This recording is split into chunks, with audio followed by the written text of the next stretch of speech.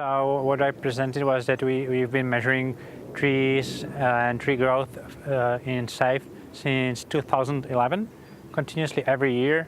And we captured also the dry period of El Nino in 2016, so we have very good data for that.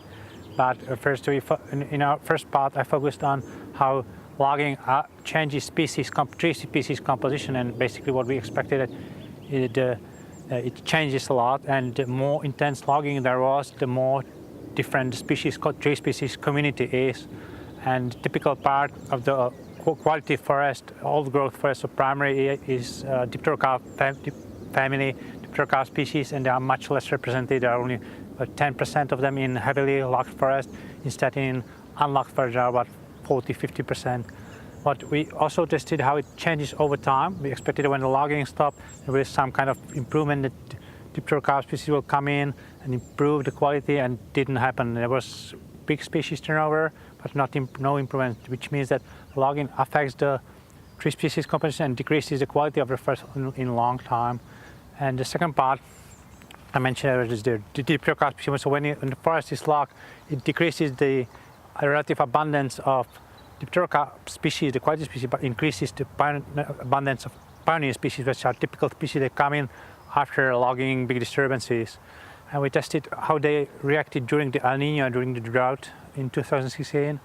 And we actually saw that Dipterocarps are quite resilient to drought. That they were a little bit affected by the drought, they decreased slightly the growth. There was a very slight increase in mortality, but after El Nino it recovered the growth and mortality was very low. In general, there was very low mortality in Dipterocarps. Instead, pioneer species, they are acquisitive species, so they grow typically quickly, are considered very fast growing species, but they really grew at the beginning, in the wet season, they grew very fast. During the drought, the growth really declined very much, and after El Nino, it didn't recover. So it shows that one thing, and it increased also very much the mortality of pioneer species, which means that this typical logging in Southeast Asia it targets Dipterocarp species, and they are removed from the forest. We show that actually they support stability of the forest, and if we see, considering that the climate is going to get warmer and drier due to climate change, and we remove the most drought-tolerant species and leave the drought-intolerant species, we make the forest more vulnerable to drought and to climate change in general by modifying the species composition. So the effect of logging is what we showed.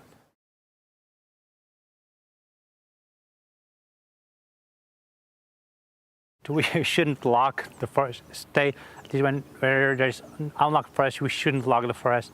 If there's logging, we should prefer some reduced impact logging, leave some Dipterocarps, some proportion to Dipterocarps, and or maybe where there's actually not much else. There we can try planting. There are some planting efforts to restore the Dipterocarps in the forest, but I think the very simple message is that we should really try avoid logging as much as we can.